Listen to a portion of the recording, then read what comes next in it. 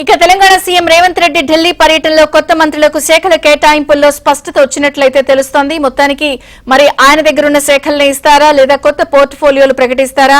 ఈ అంశంతో పాటు పదే పదే ఢిల్లీ వెళ్లడంపై కూడా సెటైర్లు సొంత పార్టీలోనే అటు ప్రతిపక్షంతో పాటు వస్తున్న నేపథ్యంలో మొత్తంగా జరుగుతున్న పరిణామాలపై తెలంగాణ బ్యూరో ఇన్ఛార్జి నవీన్ మరిన్ని వివరాలు అందిస్తారు. Naveen, over to you.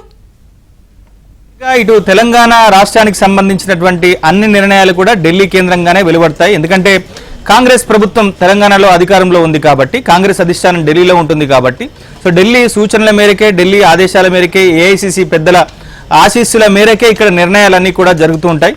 So Congress party ముఖ్యమంత్రిగా రేవంత్ రెడ్డి తెలంగాణలో పాలన సాగిస్తున్నాడు కాబట్టి ఆయన సొంతగా నిర్ణయాలు తీసుకునేటువంటి పరిస్థితి ఉండదు. పూర్తిగా పార్టీ అధినాయకత్వం మీదనే డిపెండ్ అవ్వాల్సి ఉంటుంది.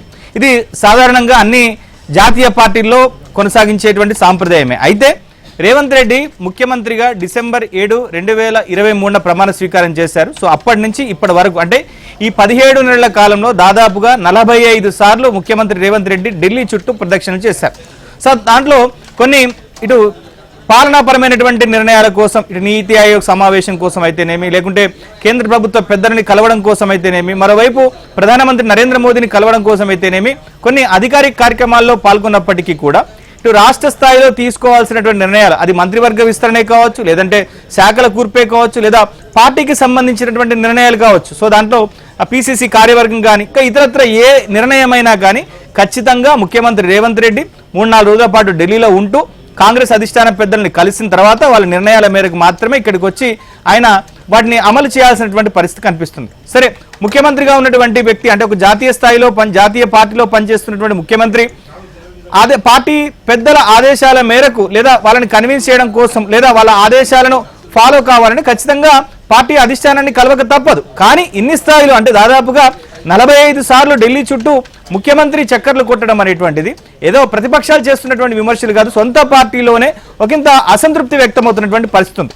ఎందుకంటే రాష్ట్ర ఖజానా పరిస్థితి ఏ విధంగా ఉందో మనకు అర్థం చేసుకోవచ్చు. ముఖ్యంగా ఇటు 6 గ్యారంటీ స్కీమ్స్ పేరిట తెలంగాణలో రేవంత్ రెడ్డి సర్కార్ ఇచ్చినటువంటి హామీల మీద ఇటు ప్రతిపక్షాలు తీవ్రంగా నిలదీస్తున్నటువంటి పరిస్థితి ఉంది. మరోవైపు ఖజానాను బాగు చేసుకోవాలి, మరోవైపు పాలనని సర్దించుకోవాలంటే ముఖ్యమంత్రికి పూర్తి స్థాయిలో ఆయనకు పూర్తి స్థాయి ఛాన్స్ ఇవ్వాల్సినటువంటి అవకాశం ఉంటుంది. కానీ ప్రతి నిర్ణయం కూడా ఢిల్లీ కేంద్రంగా ఇటు వెలువడుతూ ఉండడం, సో ఢిల్లీ పెద్దలు పిలుచుకొని మరీ ఆయనకు చెబుతూ ఉండడం, సో ఆయన సొంతగా నిర్ణయాలు తీసుకోలేనటువంటి పరిస్థితి ఉండడం పట్ల కూడా సొంత పార్టీలో కొన్ని విమర్శలు వెలువడుతున్నటువంటి పరిస్థితి కనిపిస్తుంది. ఉదాహరణకి ఇప్పుడు తెలంగాణలో మంత్రివర్గ విస్తరణ జరిగింది. సో దాంట్లో 3 కొత్తగా మంత్రులను తీసుకున్నారు. అడ్లూరు లక్ష్మణ్, అలానే వాకిటి శ్రీహరి, అలానే చెన్నూరు ఎమ్మెల్యేగా ఉన్నటువంటి గడ్డం వివేక్. ఈ 3 మంత్రుల చేత ప్రమాణ స్వీకారం చేయించి దాదాపుగా 4 రోజులు గడుస్తున్నప్పటికీ కూడా సో ఇప్పటి వరకు కూడా వాళ్ళకు శాఖలు కేటాయించలేనటువంటి పరిస్థితి ఉంది. సో దీనికి రకరకాల కారణాలు చెప్తున్నారు.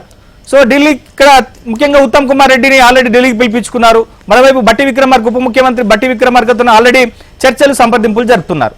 సో మంత్రివర్గ విస్తరణ పూర్తయింది, ముగ్గురిని కొత్తగా కేబినెట్ లోకి తీసుకున్నప్పటికీ కూడా సో వాళ్ళకి ఇప్పటి వరకు కూడా శాఖలను కేటాయించలేనటువంటి పరిస్థితిలో కాంగ్రెస్ పార్టీ కానీ పార్టీ అధిష్టానం ఉండడాన్ని ఇంత పార్టీలోనే తీవ్రమైనటువంటి అసంతృప్తి వ్యక్తమవుతున్నటువంటి పరిస్థితి కనిపిస్తుంది. సో నిన్నటి వరకు ఒక చర్చ జరిగింది. సో సీనియర్ల శాఖలు మారుస్తారు. ఆల్రెడీ ఇప్పటికే బట్టి విక్రమార్కే కావచ్చు, లేదా దుద్దిల శ్రీధర్ బాబే కావచ్చు, ఉత్తమ్ కుమార్ రెడ్డి కావచ్చు, కోమటి వెంకటరెడ్డియే కావచ్చు, సో ఈ 4 శాఖలను మార్చే అవకాశం ఉందనేటువంటి ప్రచారం చాలా జోరుగా సాగింది. సో ఈ నేపథ్యంలోనే ఉత్తమ్ కుమార్ రెడ్డిని ఢిల్లీకి పిలిచారు. ఢిల్లీకి పిలిచినటువంటి నేపథ్యంలో ఖచ్చితంగా ఆయన శాఖతో పాటుగా మరికొంతమంది శాఖలు మార్చేటువంటి అవకాశాలు ఉన్నట్టుగా తెలిసింది. ఎందుకంటే సీనియర్ల దగ్గర అంటే ముఖ్యమంత్రి దగ్గర ఇప్పటికే దాదాపుగా 11 శాఖలు ఉన్నాయి. 11 శాఖలు. సో దాంట్లో హోంశాఖ ఉంది, విద్యాశాఖ ఉంది, అలానే పురపాలక శాఖ ఉంది, మరోవైపు అత్యంత కీలకమైనటువంటి వెల్ఫేర్ శాఖ. సో దాంట్లో బీసీ వెల్ఫేర్ ఉంటుంది, ఎస్సీ వెల్ఫేర్ ఉంటుంది, ఎస్టీ వెల్ఫేర్ ఉంటుంది, చివరికి మైనారిటీ వెల్ఫేర్ కూడా ఉంటుంది. ఇన్ని కీలకమైనటువంటి శాఖలు ముఖ్యమంత్రి దగ్గరే ఉన్నాయి. సో 17 నెలలు గడిస్తే కానీ మంత్రివర్గ విస్తరణకు అధిష్టానం అనుమతి ఇవ్వలేదు. అది కూడా 3తో మాత్రమే మంత్రివర్గ విస్తరణ చేపట్టారు. ఇంకా 3 స్థానాలను ఖాళీగానే ఉంచారు. సరే, ఈ 3 స్థానాలను ఎప్పుడు భర్తీ చేస్తారనే దాని మీద క్లారిటీ లేదు, ఇప్పటి వరకు అయితే స్పష్టత లేదు.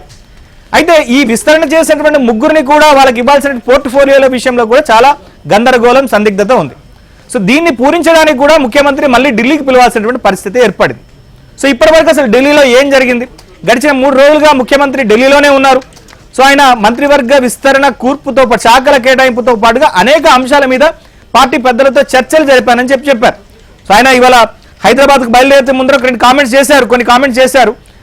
క్యాబినెట్ కూర్పు అంటే పోర్ట్ఫోలియోల కోసం తాను ఢిల్లీకి రాలేదు, కులగణన, ఎందుకంటే దేశానికే రోల్ మోడల్గా తెలంగాణ ప్రభుత్వం కులగణన చేపట్టింది కాబట్టి సో దీని మీద కాంగ్రెస్ పార్టీకి ఒక ప్రజెంటేషన్ ఇవ్వడానికి మాత్రమే తాను వెళ్ళాను.